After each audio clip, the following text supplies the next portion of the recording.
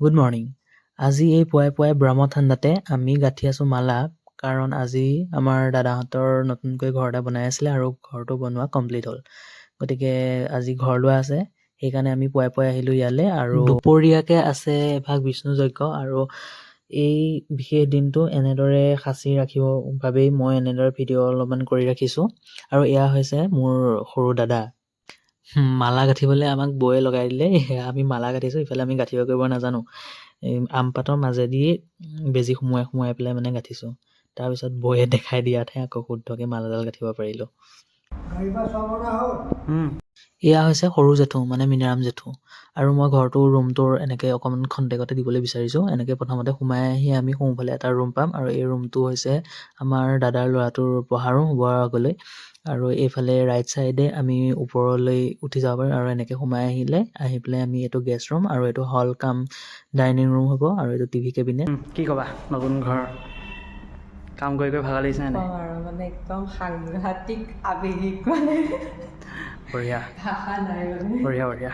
আচলতে ধুনীয়া ঘৰ এটা বনোৱাটো সকলো মানুহৰে সপোন, আৰু এই সপোনে দাদাই দেখিছিলে বহুদিন আগতে, আৰু এনেদৰে বহুত কষ্টৰে সাঁচি অৱশেষত এই সপোন সাৰ্থক হোৱাৰ দিশত।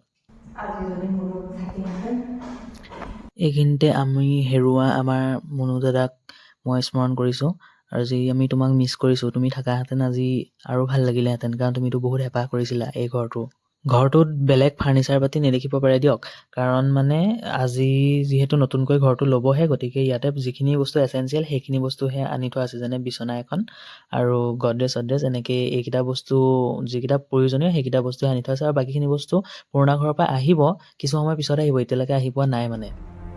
And this is me.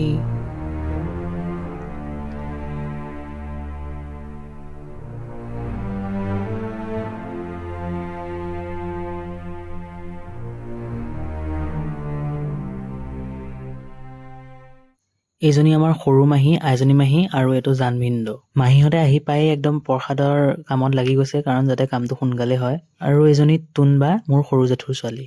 এয়া দ্বিতীয়জনী মাহীৰ ছোৱালী মুনু, আৰু এজনী টুনবাৰ ছোৱালী সুকন্যা। দুইজনী মিলি পেলাই সেই বাকী ৰোৱা মালাখিনি গাঁঠি আছে। তুমি কি কৰিছা? চাই দিয়া এবাৰ।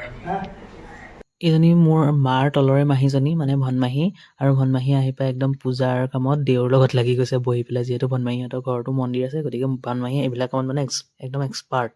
এইটো হৈছে বাবুদাৰ ল'ৰা, আৰু ই বৰ্তমান বহুত সৰু হৈ আছে। যেতিয়া ই ডাঙৰ হ'ব, তেতিয়া তাৰ এই শিশুকালটো এই ব্লগটো চালে সি দেখা পাব ধুনীয়াকৈ। হেৰিত নোপোৱা, সি বোলে ব্লগ বনাই গ'লে, সেয়া ব্লগ বনাই আছে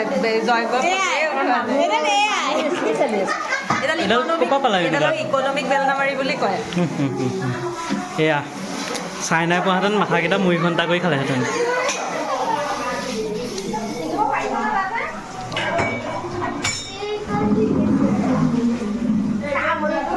ভগৱানকে সাৰথি কৰি বিষ্ণু যজ্ঞ এভাগ পাতি অনাগত দিনবিলাক যাতে ভালে কুশলে পাৰ হয়, আৰু সকলোৰে যাতে ভাল হয়, সেইটোৱেই বিশ্বাস কৰি পেলাই আমাৰ হিন্দু ধৰ্মৰ ৰীতি নীতিৰে আজি নতুনকৈ এই ঘৰ লোৱা কাৰ্যসূচীটো সুকলমে পাৰ হৈ গ'ল। আৰু এইজন হৈছে ডাঙৰ জেঠু, দেউৰ কাষতে বহি আছে। আৰু এইটোৱে হৈছে বাবুল শইকীয়া, আমাৰ ঘৰটোৰ মালিক, মানে ডাঙৰ দাদা। আৰু যজ্ঞ চলি থকা সময়তে আমি ছাদত গৈ পেলাই এনেদৰে কেইখনমান গ্ৰুপ ফটো উঠিলোঁ।